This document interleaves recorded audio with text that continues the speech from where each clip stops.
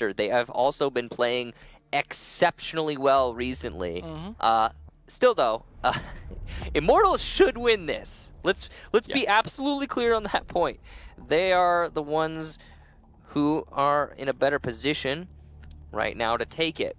So Ninjas and Pyjamas defending means they ban first, and the Lion's gone. There goes Blitz to follow that up. So we've seen a Monty and a Blitz banned today. Interesting pick. That does mean, of course, a lot of other attackers available, including Glaz. Clash, and then Mira, again, potential here. This time, it's not the Lion team that's banning the Clash. Just a reminder, last time these teams met, Immortals won it, and it was 6-3 in their favor on Oregon. So this looks like a good matchup for Immortals. To be fair, this feels like a different nip than we've seen. That's true. So they have been winning most of their recent matches. To, you know, if we're gonna go there, I'd love to know what really changed in them too. Like, I mean, it's just a situation where they just seem to struggle and struggle and struggle, and then I think they realized, oh shoot, we could get relegated, and then they just were like, let's not do that. Yeah, I mean, it stepped it into high gear. I mean, it's definitely that threat can really motivate you, especially after you just get picked up by a big organization. You've got your skin in the game now. It's just, I mean, literally your skin in the game.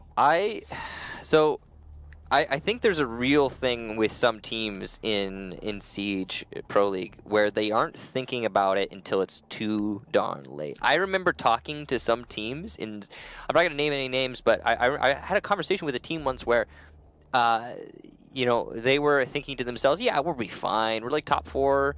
We can manage this. And unfortunately, they didn't have a great season. And, you know, it's like the possibility of getting auto-relegated or relegated in general doesn't really hit you until you're in that slot. And not even in the beginning. Like in the first half of the season, it's not even something you're thinking about. In the second half, you're going towards the end, you're in 7th place, and you're thinking to yourself, wait a minute. How did I get here? What's going on? Yeah, wait, hang on. We're not supposed to be relegated. This is not top 4. Yeah, I'm very confused. So, and that's a real thing. Like, teams sometimes forget themselves in their ambitions to make it to LAN events. They forget, hey, if we don't do well enough, we're not going to even play in Pro League next season. And the funny part was how many Latin American teams were in that position at the same time. Yeah. So it was definitely an interesting place to be because, well, then all of them were suddenly motivated. Yeah. All right, so top floor from Nip. Can't say I'm surprised. I mean, the real surprise is that they banned Echo instead for the last ban, but yeah, they did ban Echo, and I mean, I guess it makes sense if they're trying to hurt the basement defense, which also reinforces why they would go to the top floor instead of the basement first.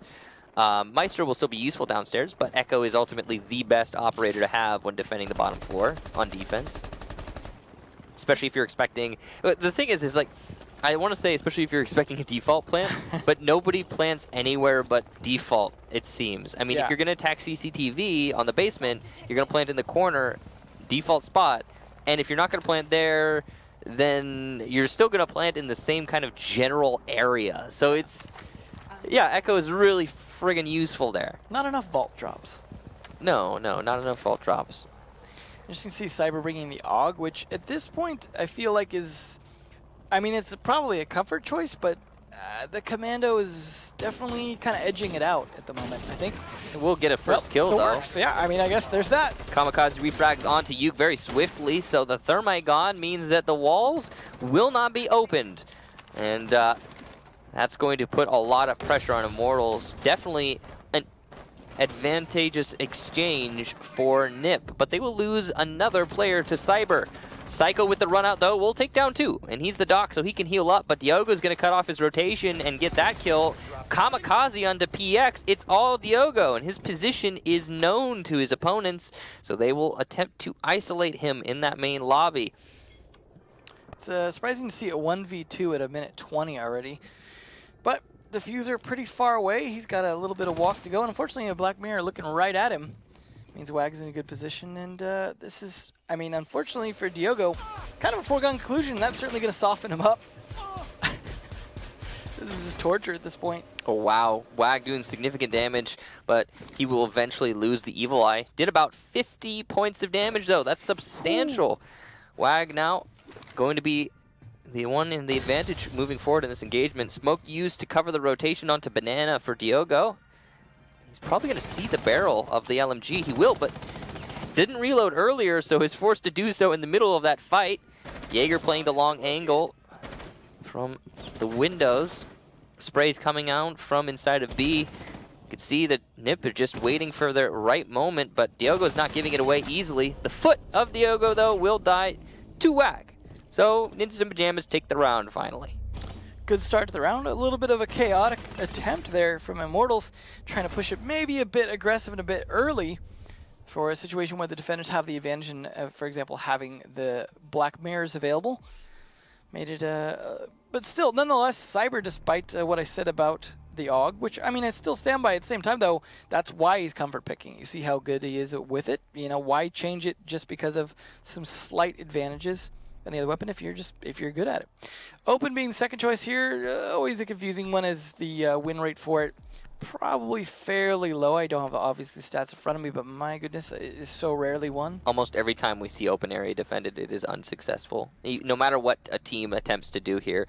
I'm guessing the reason it gets played so frequently, though, is that it works in scrims. Then when you bring it to the actual main stage, it does not see very much success. Though, it doesn't get played a whole lot, so there's not a lot of sample size to work with. That's a good point. Cav can being 6-picked off of into a Cav, so yeah, we've seen Cav a lot, I guess, today.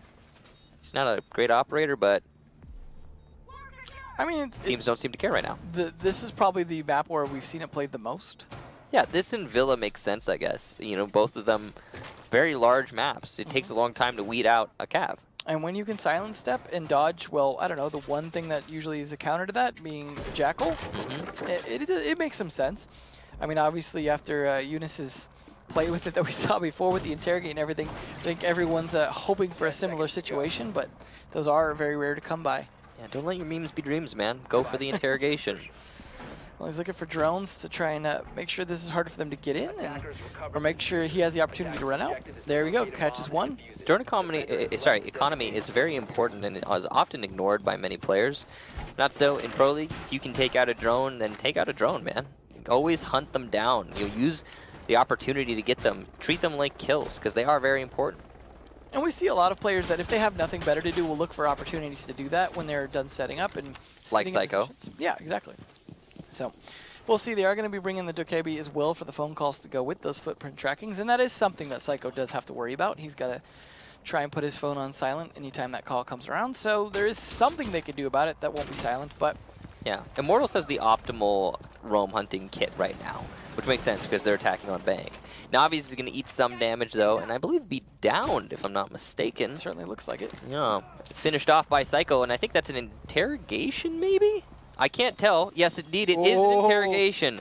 Wow. Okay, so the fact that that worked, absolutely hilarious. Unfortunate that it was poorly timed. I mean, there's nothing that Psycho can really do about the timing of his interrogation, per se, but all of the attackers were far away from the building, so no advantage to Nip other than a kill. I tell you what, though, this is a psychological advantage. Nothing is more frustrating for a team than for a teammate to get interrogated, and there's nothing you can do about it. I completely agree. Yeah, no, I'm on the same page with you there. When your teammate gets interrogated, it sets you back mentally as well as physically. Like, where you are far from your objective, you're also not thinking about anything other than, oh, my teammate got interrogated. Though, that said, Cyber able to refrag onto the Cav means that a lot of that pressure has been taken off the shoulders of the attack. Kamikaze in an odd angle and will die as he attempts to challenge Diogo. PX also eliminating Julio, and well, okay, the defense had the advantage in every possible way, and they have since lost it.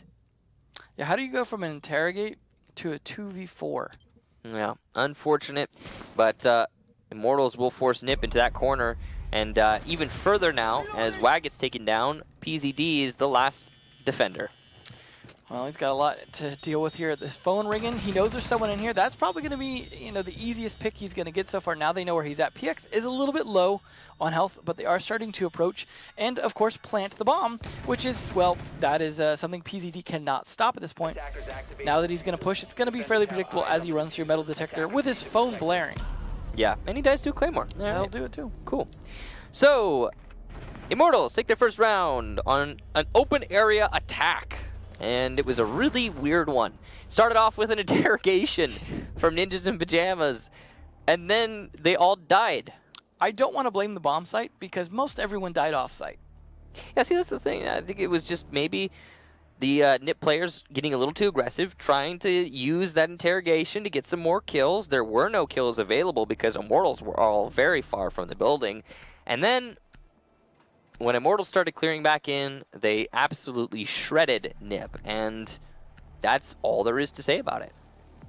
Well, they're going to try it again, so maybe we'll see something a little more interesting this time. Probably not an interrogate, but maybe a little bit more stable play in terms of not overly aggressing yourself into the enemy's bullets and peeking lobby constantly. Also not going to be a Cav this time around. Yeah. Definitely on board with that. He's still going to be a roam operator, though. Yeah, I mean, yeah, fair, but not bringing the Cav, I think, is sensible. To be fair, he succeeded at his role. He did, but I mean, on Bank, it doesn't really matter. I mean, okay, here's the thing.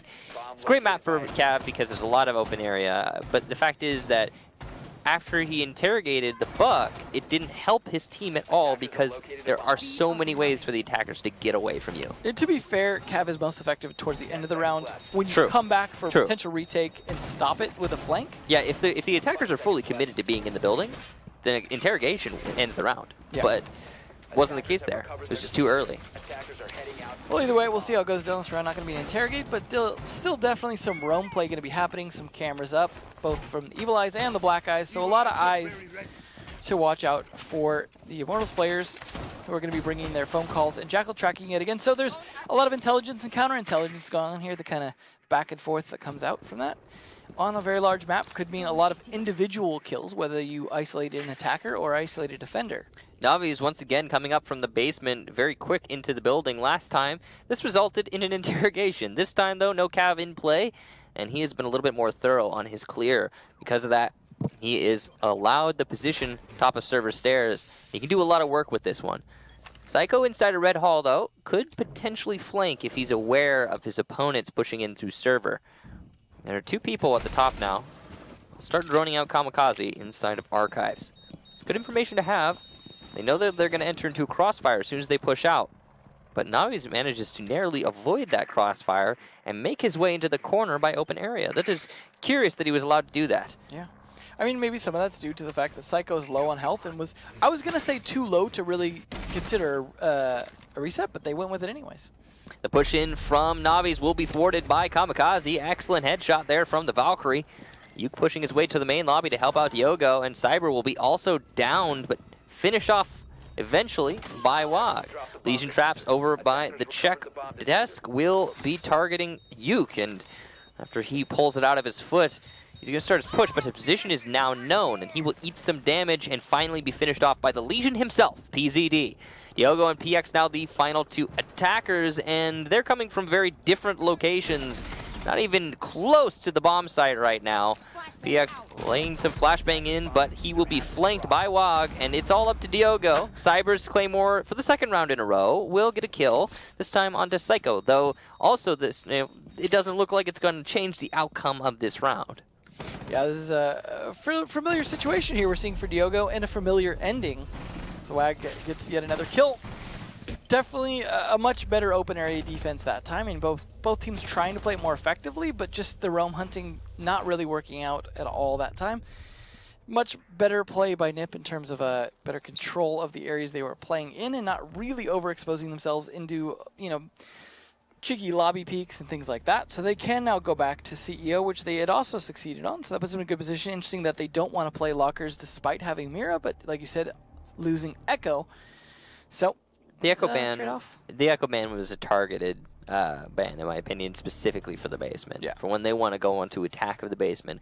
But it also means Nip doesn't want to defend the basement, which I think makes sense. Yeah, I mean, it's always interesting the fact that, you know, when you ban for everyone, and I think that makes it a bit more, I don't know, kind of back and forth in terms of how you make those decisions and why we see very common operators not banned because both teams still want to play them. And you don't want to give them up. It's the same as, do we reinforce this wall or open it? You know, we talked about it earlier. LATAM opens more often than they reinforce.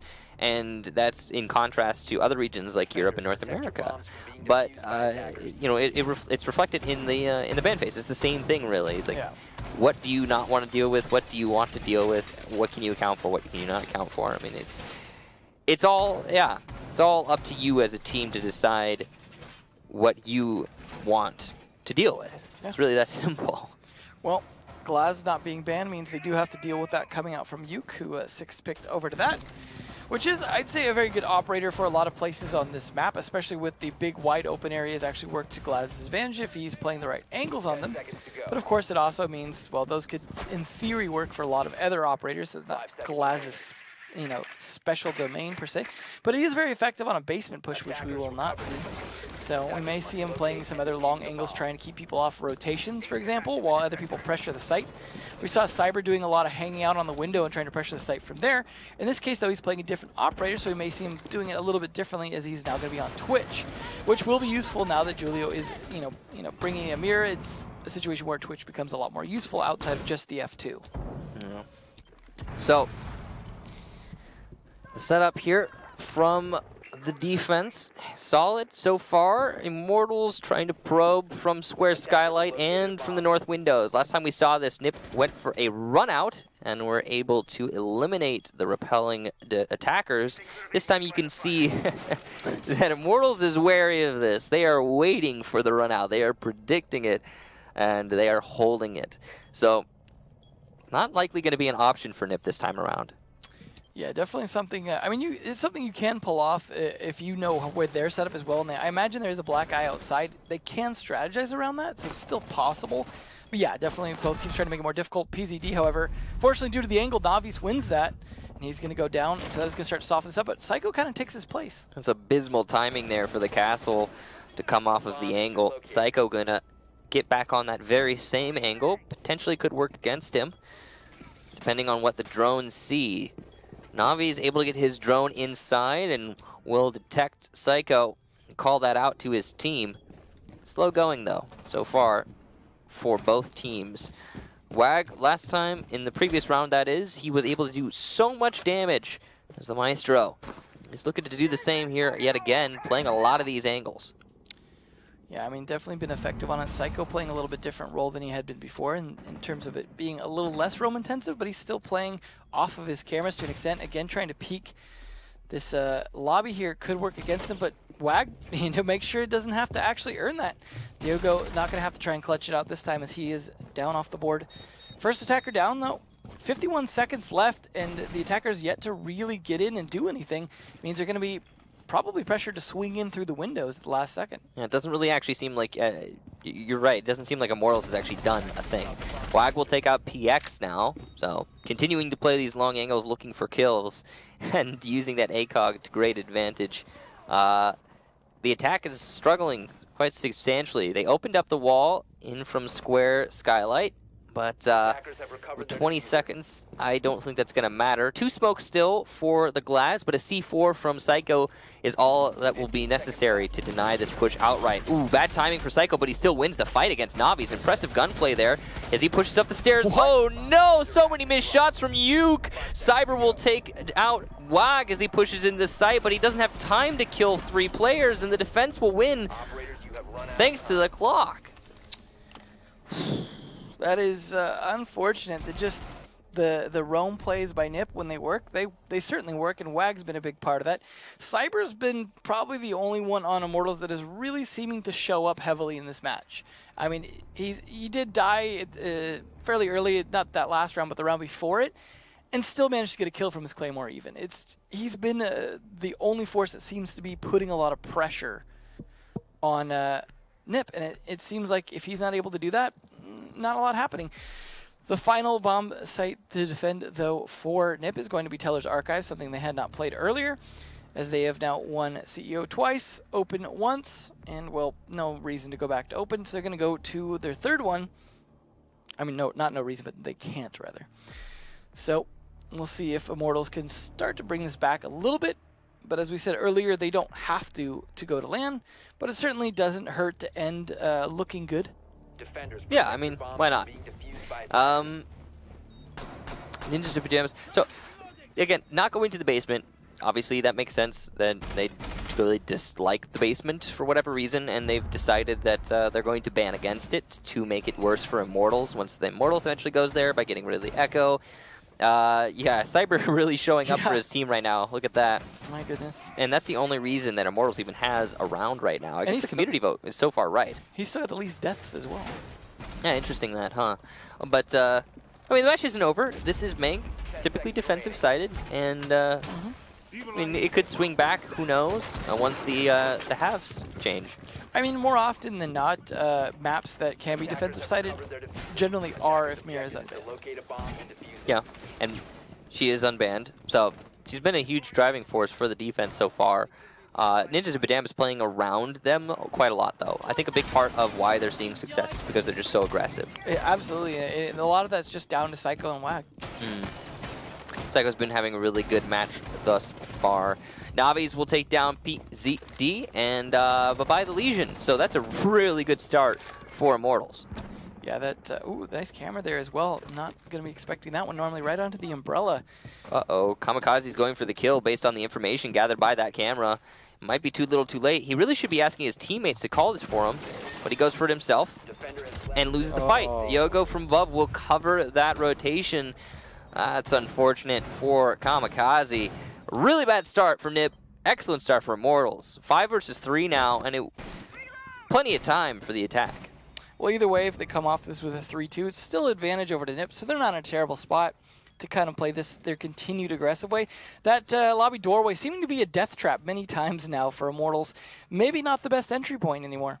I mean, they do have some man advantage, but Wag with the ACOG is able to play a lot of long angles, not to mention you've even seen Psycho and some of them pulling it off with just the MPX. Wag has also just really been hitting his shots so far this match. Certainly. You put him in a position to get kills, and he will deliver. I'm surprised he's not the roaming smoke somehow. Well, he's the roaming maestro, which is a bit odd, but seems to be working. He has been working quite a lot. He's going to miss some shots, though, onto Navis, who's pushing in through that ATM's doorway. I like the strategy of being ready to drop that when you can't necessarily see that because of the pillar. It actually worked out for him because I'm not sure if they were able to tell for sure or not whether he's still playing there. Oh, there goes Psycho, though. Now it's down to Wag and Julio. Looking very Immortals' favorite here. Cyber is dead again, but who knows? Maybe we'll get another Claymore from the grave. The C4 helping somewhat, but Navis is already into the A bomb site, and he's going to take down Julio. It's all up to Wag as he eliminates Nuke. PX with the diffuser in hand, pushing his way towards the site, going for that plant. And he is almost there. Navi sees the feet of his opponent, but chooses not to shoot them. The follow-up will be successful, though. Immortals take their second round, and in this half, still with a disadvantage, but a lot better than it could have been. 3-2, NIP's favor. It'll be really interesting to contrast the defensive play coming out from Immortals after the way that NIP were playing it fairly consistently aggressive and spread out. I mean, I could imagine Immortals might not play the same way, especially seeing as they're going downstairs first. So, not going to care about the Echo ban. NIP is going to just go down to the typical... Oh, no, okay, CEO, cool. Yep, trickery. So, that makes a little more sense. Maybe they realized that last second. Maybe normally they were going to go down there, and they realized, oh, you know what? Actually, no, never mind. It's better to go up. And so they were going to six-pick that castle, which makes sense. They were going to bring the Vigil for the roam, but nope, we need the extra utility upstairs to help set up and close off some sight lines, especially now that there will not be a Glaz being played. That's even better to have those, because now you don't have any holes being shot through them. You just have to worry about pretty much the Zofia. Zofia, of course, powerful operator in any context, really. I mean, we've been seeing her played so much in every single region. No, I said just the Zofia, but I realize there's actually plenty of opportunities to use the Hibanas through a long angles through the window.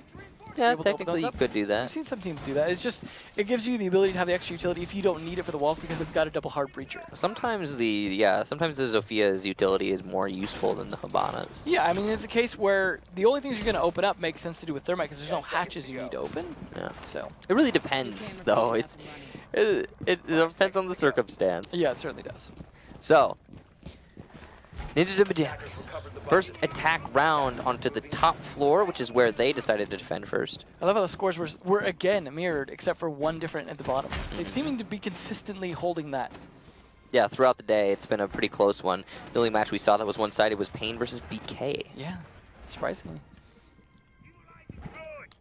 Well, we'll see if Diogo could pull a Kanto up here, although that's usually played with a deployable shield and a dock, but... Still manageable, though. Mm-hmm. I mean, according to the charts we saw from Diamond and Platinum ranked play, Rook is very, very strong, apparently. I don't know, man. We'll see, though. He's got the old Magnum to back him up. Practical application does not necessarily is not necessarily reflected in your win rate. He didn't drop his Rook armor. Huh. That's so selfish. Just play a dock, I guess. He just, Why are you not playing dock?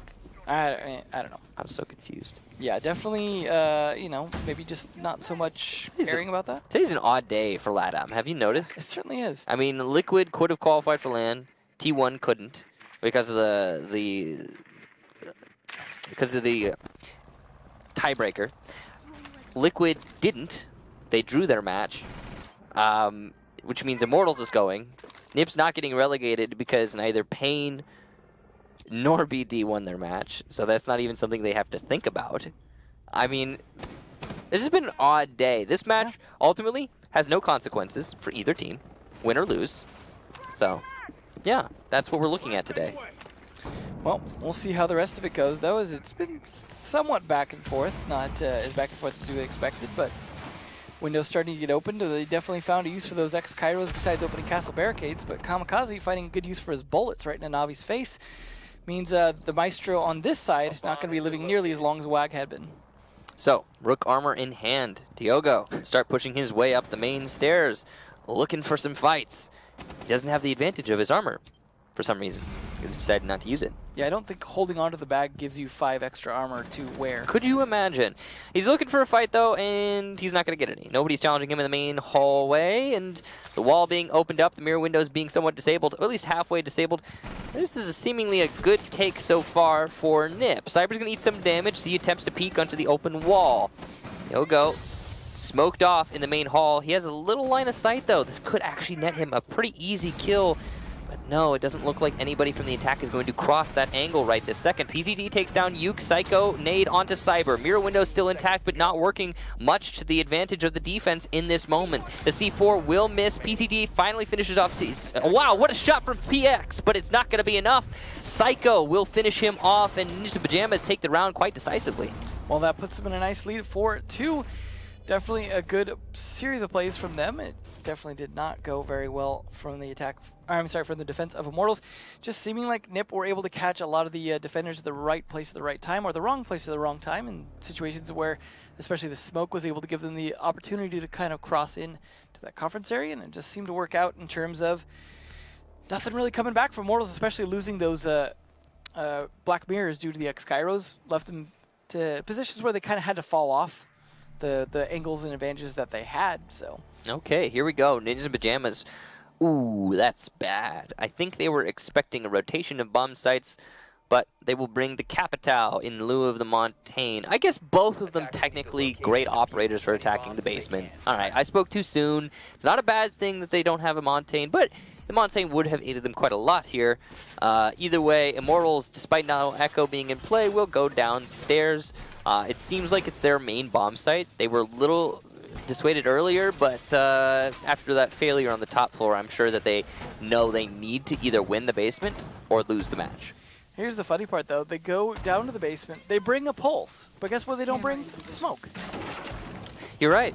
So, why? I mean, yeah, you got C4s. You have an got alibi. Yeah. What's the point? Why do you have an alibi and not a smoke? It's It's a strange choice, but nonetheless, we'll see if they can pull it off. I mean, you have the three C4s, so I suppose that makes up for 3. So I get it. Yeah, no, C4s, you can stack them. Understood.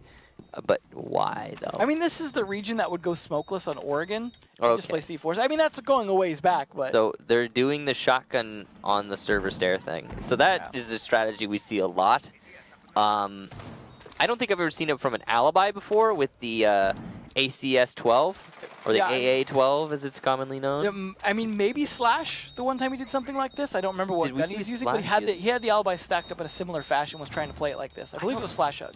I don't know if it was this shotgun, though. That's what I don't know, yeah. This is one of the rarest guns in Pro League. And you don't really see it very much. It's been seen, but not often. So it's a bit of a weird setup here from Immortals. I get it, you know, deny server. It's cool.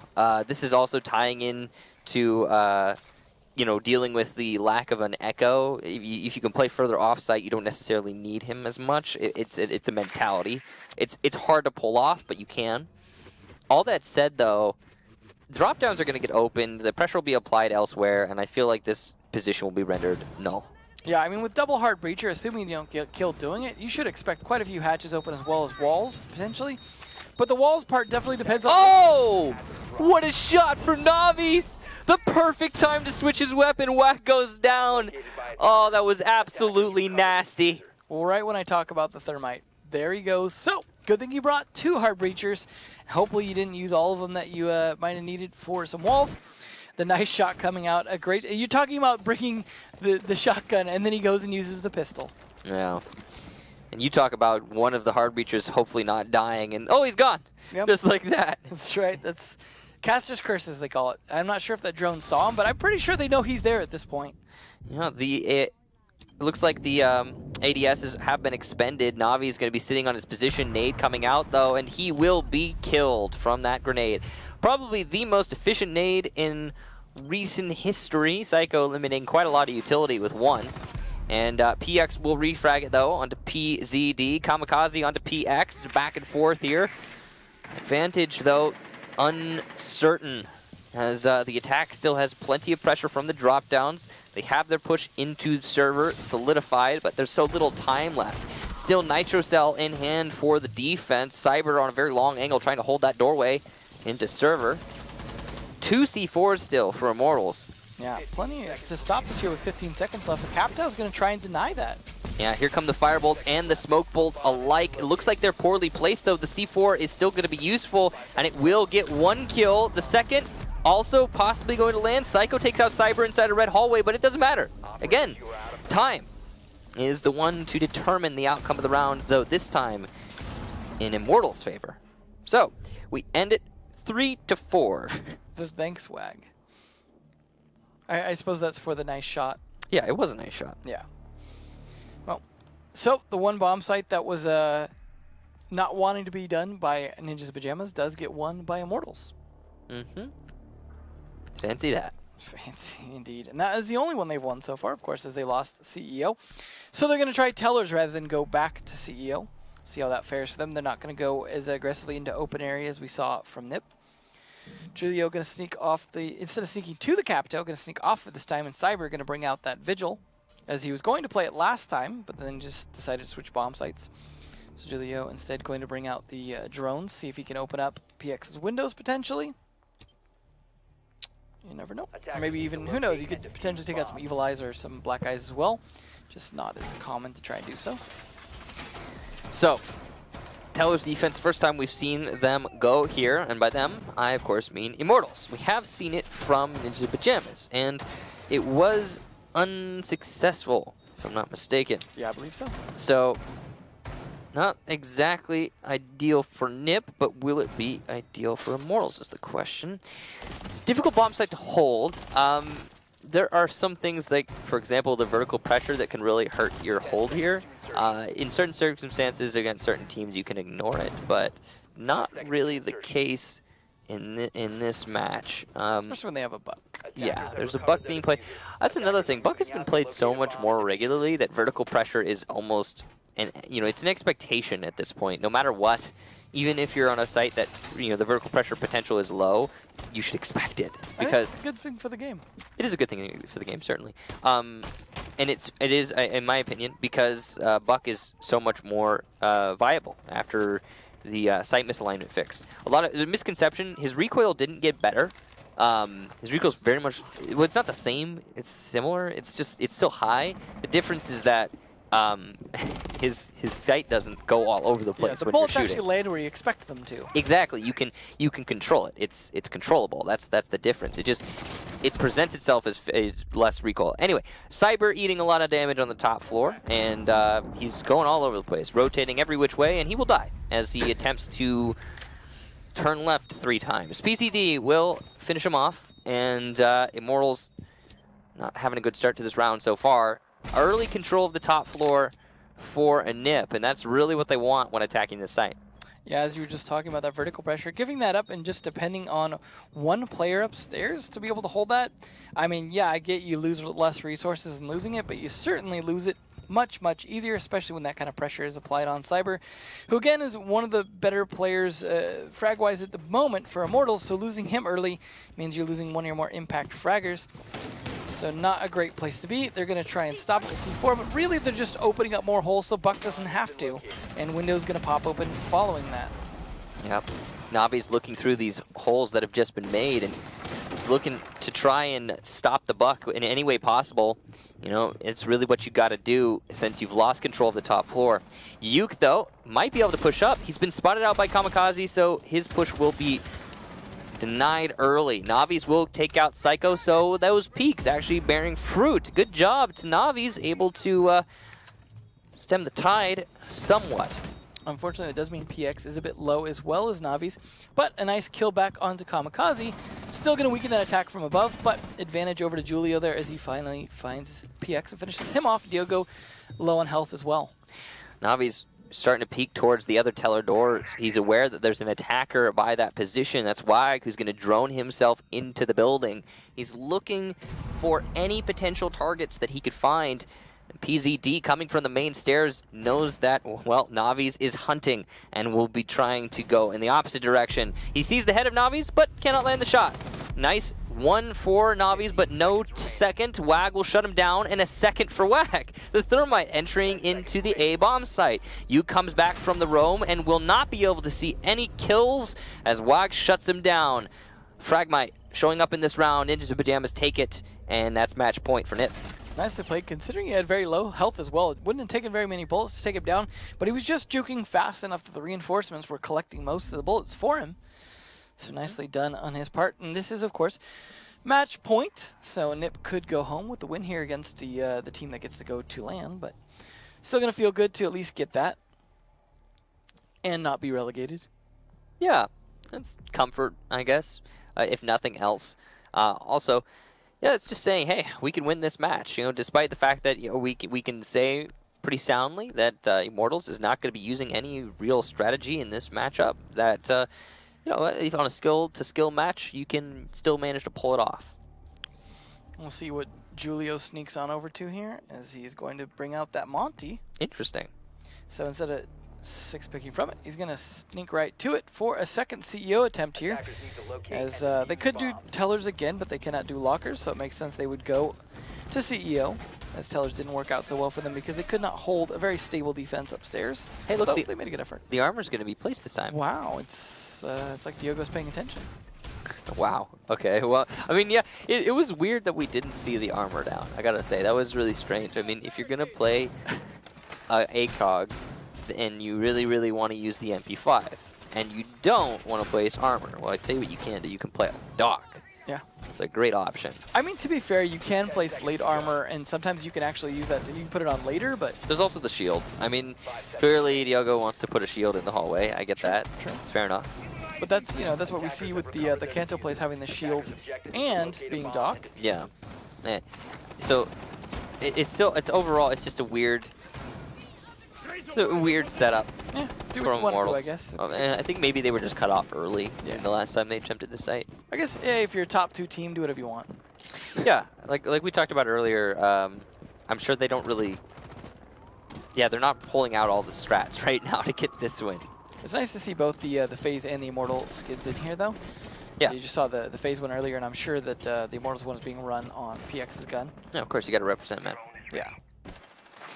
Overall, though, the attack looks to be coming from Square Skylight. Sensible, given that they have a Montaigne. You open up the wall, then you start your push in, using the Montaigne, lay down some smoke, and attempt a defuse plant. Gonna be the standard strategy here. Yeah, definitely going to be the case. I mean, they are set up to be able to potentially impact nade trick it. They also have Yuke from below who has a C4. He might pre-place it. We'll see. He's got a camera above that can call out if somebody steps onto it. I mean, pre-placing it would make sense as long as they don't come downstairs here or into a position where they can see it. You will potentially hear it, though, as a situation where it's not a big, solid floor, like, say, something in Clubhouse pre-plants.